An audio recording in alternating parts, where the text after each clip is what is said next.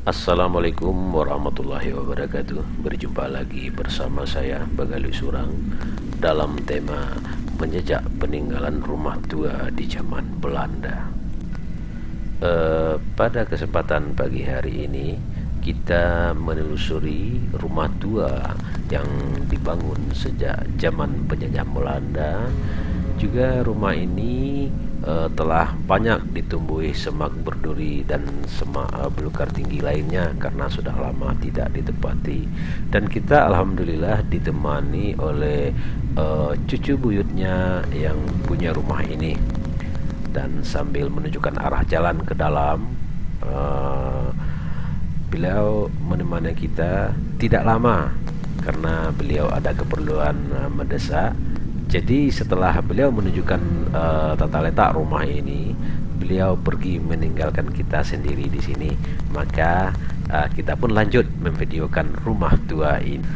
Nah, sekarang kita mulai pengambilan dari depan rumah ini dulu.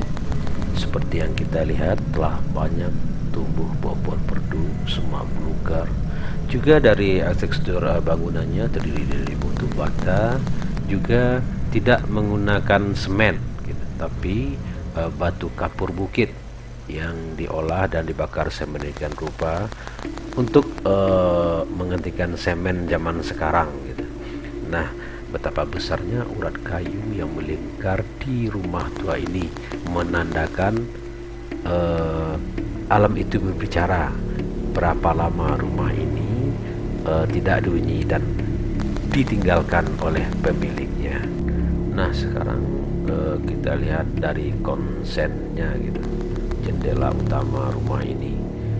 Nah, ini terbuat dari kayu surian yang ditata api oleh tukang kayu pada zaman itu. Seninya cukup tinggi. Juga kayu surian ini memang itulah kayu pada zaman itu digunakan karena kekuatannya juga kealotannya. Itulah cerita orang-orang tua dulu.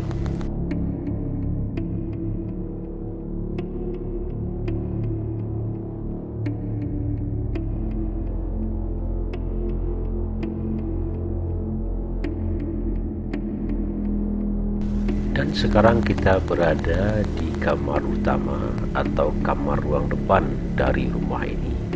Nah, terlihat urat-urat kayu telah memenuhi ruangan ini.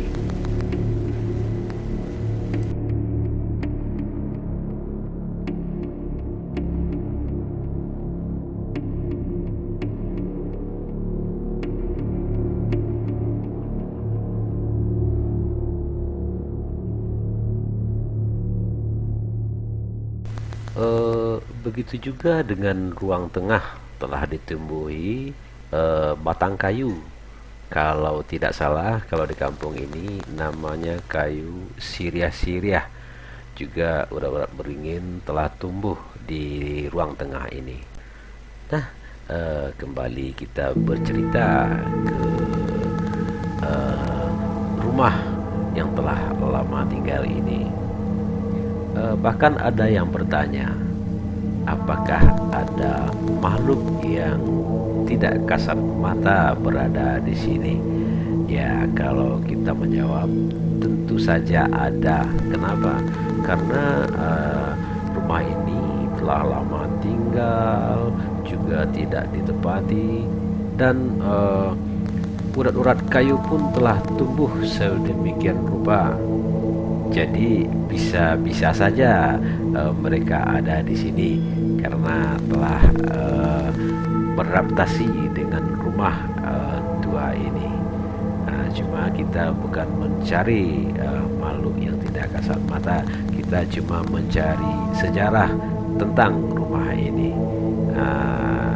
Demikian.